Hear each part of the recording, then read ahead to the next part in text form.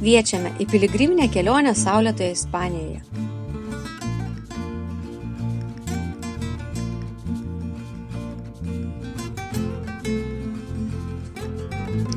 Leiskis į dvasinę kelionę po saulėtąją Ispaniją.